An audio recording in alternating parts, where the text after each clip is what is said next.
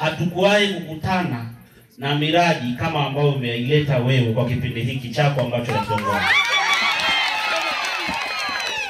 Kwa hiyo Mheshimiwa Mbunge,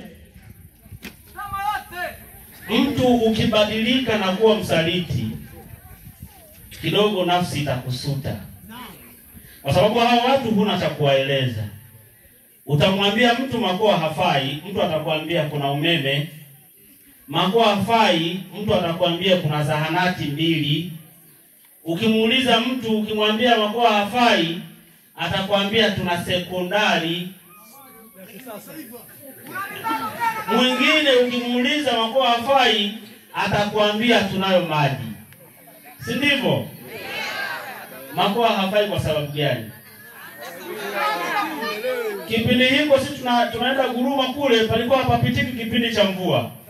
Leo hii yale makorongo yamejengwa. Kweli si kweli? Makoa ubaya wake ni upi? Ubaya wake ni upi? Tunahitaji viongozi ambao wana uchu wa kwenda kutafuta maendeleo kwa ajili ya wananchi wao. Leo hii tunapopata viongozi wanapokuja tu kwa sababu ya muda umekaribia, wanatafuta vihela walipovitoa huko, wanakuja kuwapa wajumbe sio 30, sio 20,000, umkatae Makoa, ina lillahi wa inna. Mheshimiwa Mbunge, nilitengenezewa propaganda hapa Mudua. Suruke.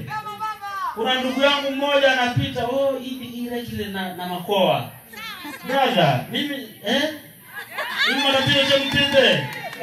Yaani ili mradi tu watu watuachanishe, kazi siendelee.